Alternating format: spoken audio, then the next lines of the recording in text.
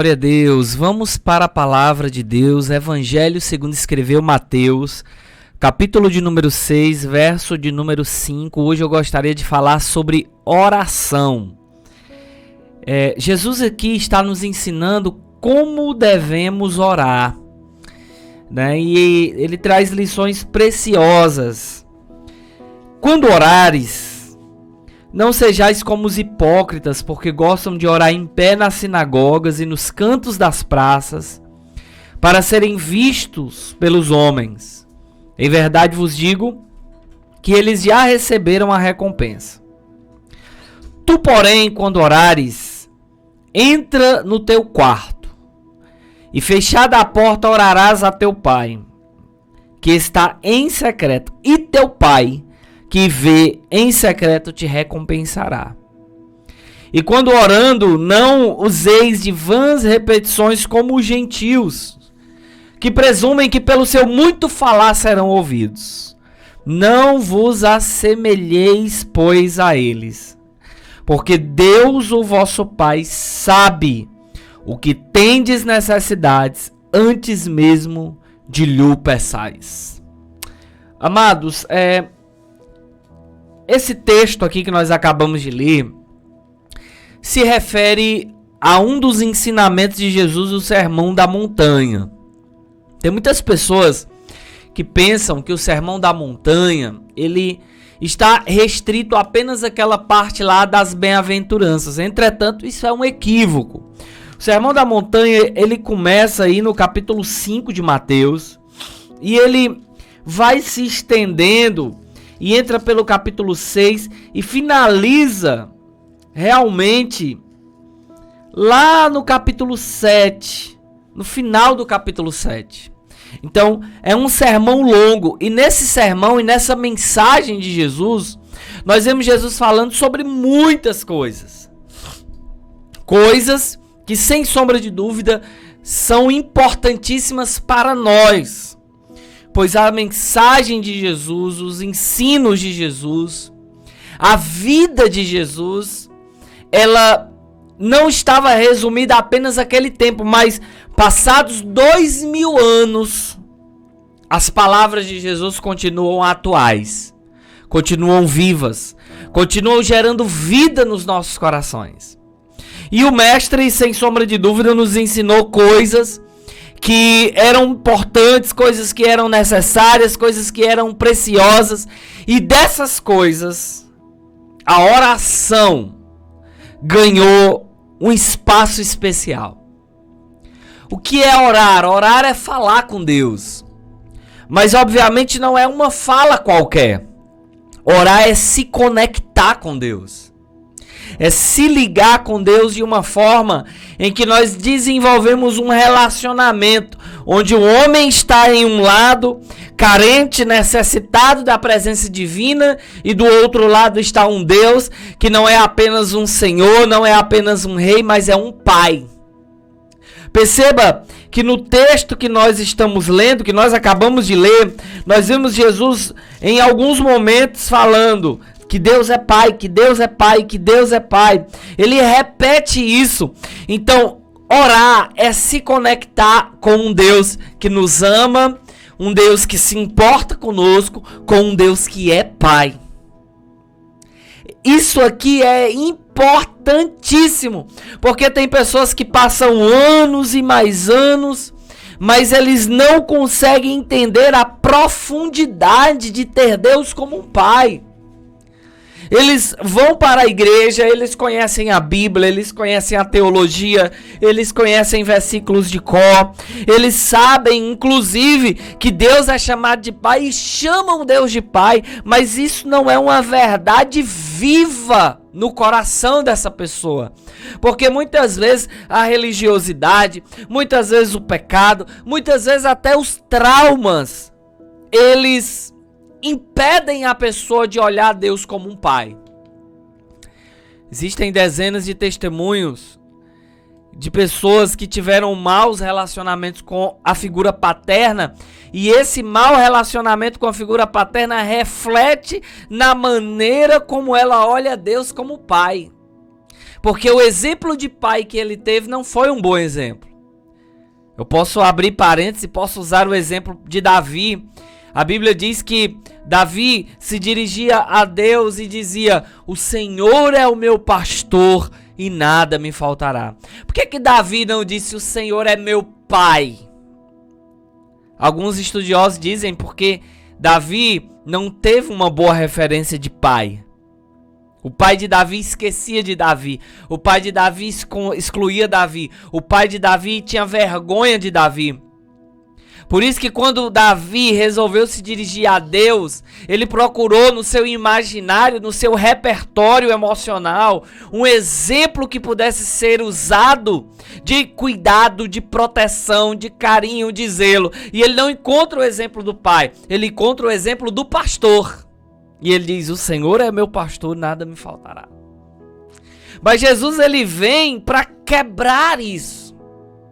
E muito embora nós tenhamos, possivelmente não tenhamos um bom relacionamento com o nosso pai terreno, existe um Deus no céu que é pai e que ele supre as nossas necessidades físicas, emocionais, espirituais. E ele diz para mim e para você: muito embora você talvez não tenha tido um bom pai terreno, eu sou um pai perfeito, que te ama e que se importa com você. Então, a oração na perspectiva de Jesus é uma oração que deve partir desse entendimento. O entendimento de que Jesus, o entendimento que Deus, o Deus que é apresentado por Jesus, é um Deus que é Pai.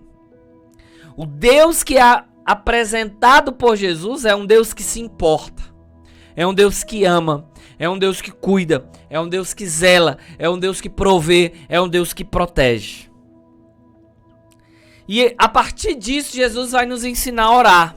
E ele diz assim, ó: quando orardes, não sejam como os hipócritas, pois gostam de orar em pé nas sinagogas e nos cantos das praças, para serem vistos pelos homens. Primeira coisa a respeito de oração que nós temos que destacar aqui, a primeira lição, o primeiro ponto é: nós temos que orar a Deus e não aos homens. Ou seja, o nosso relacionamento com Deus, a nossa conexão com Deus, ela deve existir não para que as pessoas olhem para nós e digam: nossa, como ele é espiritual, nossa, como ela é mulher de oração, nossa, como ele ora. Tem muita gente que tem orgulho espiritual. Você sabe o que é o orgulho espiritual? É justamente essa necessidade de se mostrar homem e mulher de Deus para os homens, para ser visto. Olha como ele ora, olha como ele lê a Bíblia, olha como ele vai para a igreja, olha como ele é sábio, olha como ela é sábio. Meu irmão, não faça isso. Você não tem que ser visto pelos homens, você tem que ser visto por Deus.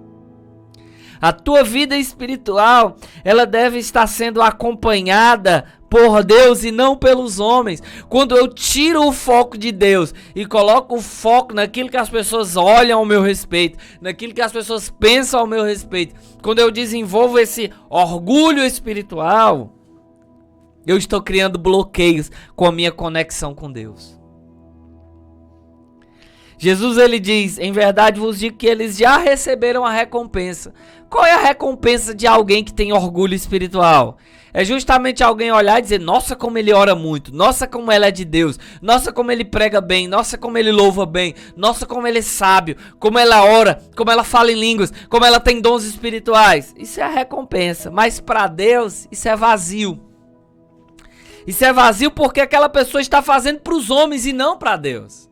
Ela quer ser vista pelos homens, não ser vista por Deus. E a oração, segundo Jesus, é uma conexão do homem com seu pai.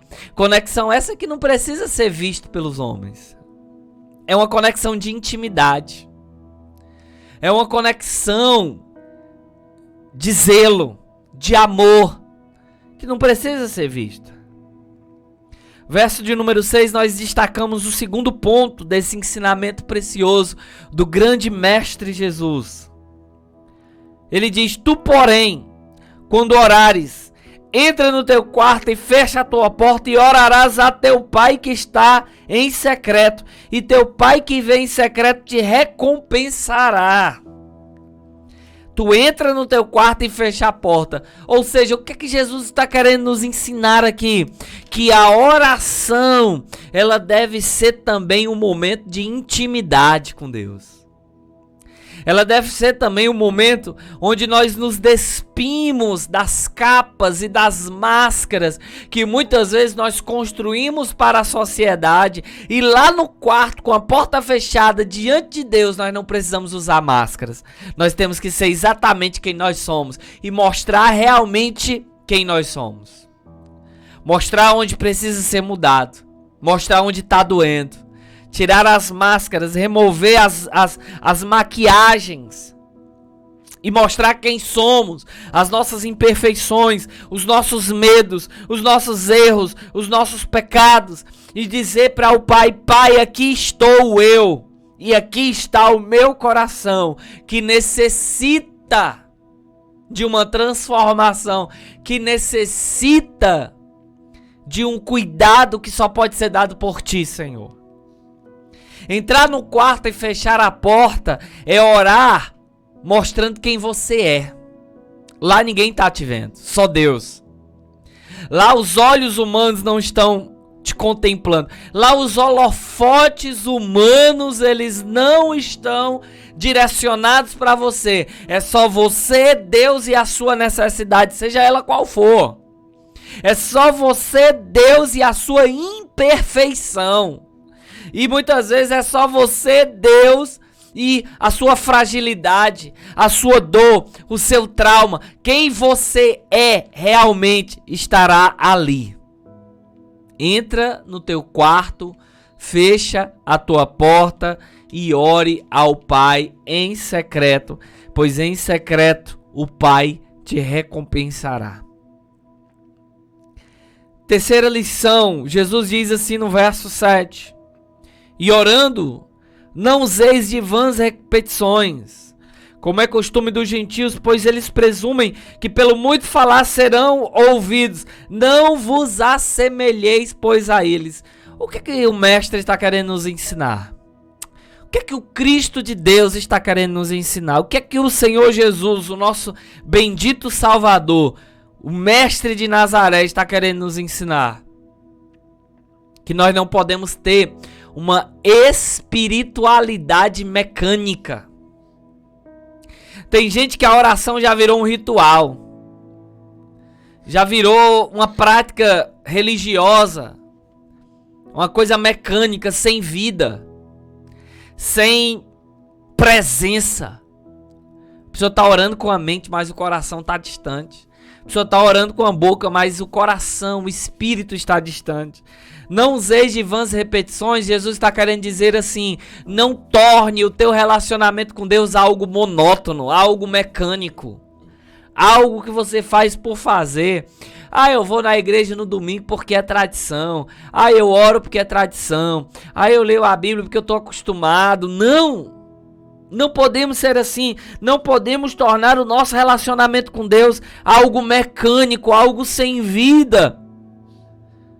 Do contrário, nós perderemos as preciosidades espirituais que nós podemos alcançar se formos a Deus com o coração quebrantado, contrito. Nós não podemos deixar o nosso relacionamento com Deus cair na monotonia. Nós não podemos tornar o estudo das palavras de Jesus algo mecânico, só para citar versículo. Citar versículo de có e salteado. Se a palavra não for viva no nosso coração, saber versículo não adianta de nada. Se quando eu dobro os meus joelhos, se aquele dobrar de joelhos for algo mecânico, um ritual sem vida, não adianta de nada. Por isso, eu vou abrir parênteses, lá em Malaquias, quando Deus ele vai se direcionar aos sacerdotes, ao povo de Israel, Deus chega a dizer que é melhor fechar o templo do que oferecer a ele um culto sem vida. Olha que coisa tremenda. Deus chega a dizer que está enfastiado, enfadado com o culto que Israel estava lhe oferecendo. E ele usa o profeta Malaquias para dizer, olha, se for assim, se for um culto sem vida, se for algo sem prazer, sem alegria, é melhor não fazer. Se a nossa vida com Deus se tornar algo mecânico, é melhor não vivermos assim. É melhor não orarmos assim. É melhor não cultuarmos assim. É melhor não irmos à igreja assim. Jesus está nos ensinando a orar. Oração não pode ser algo mecânico. Tem que ser algo que vem do coração de Deus para o nosso coração. E do nosso coração para o coração de Deus. Tem que ser uma conexão. Uma conexão divina, mediada pelo Espírito Santo, que nos conduzirá à oração e nos conectará com o Criador. Todos nós temos o sopro de vida de Deus em nós. A palavra de Deus diz que quando o homem morre, o corpo volta para o pó, mas o espírito volta para Deus que o deu. Ou seja, existe dentro de nós esse sopro divino. E essa pequena fagulha divina, esse ruach de Deus, esse sopro de Deus que há em nós, que é o nosso espírito, anseia por essa comunicação, por essa conexão com o Criador. É como um peixe que é tirado da água, que anseia estar na água, porque se tirar dali ele morrerá. Assim é um homem, assim é aquele que foi criado por Deus. Nós ansiamos, nós necessitamos estar em conexão com Deus. E ponto 4, Jesus ainda diz no verso 8: porque Deus, o vosso Pai, olha mais uma vez Jesus chamando Deus de Pai. Nesse texto, no capítulo 6 de Mateus, no verso 5 ao verso de número 8, são 5, 6, 7, 8, 4 capítulos. Aliás, 4 versículos. Nesses 4 versículos, nós vemos Jesus chamando Deus de Pai pelo menos 3 vezes. E ele está mais uma vez oferecendo isso e dizendo isso para mim e para você, dizendo isso para o povo. Deus, ele não é esse rei soberano que está distante dos seus súditos. Deus é um pai que se relaciona com seus filhos.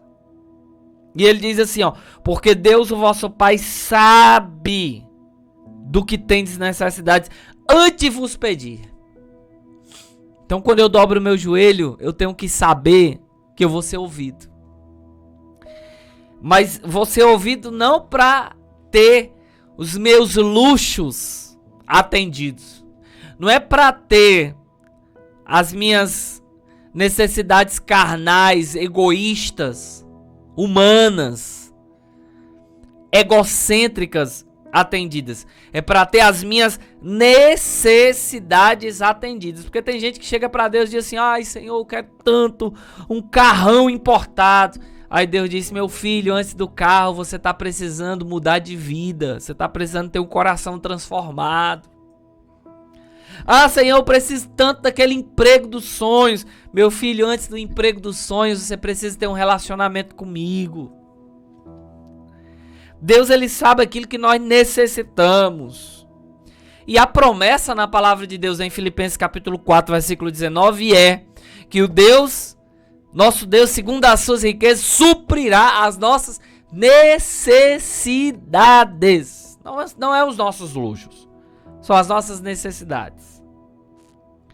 Então, antes de você dobrar os joelhos, antes de você falar, antes de você abrir o seu coração para Deus, Deus, ele já mapeou tudo aquilo que você precisa.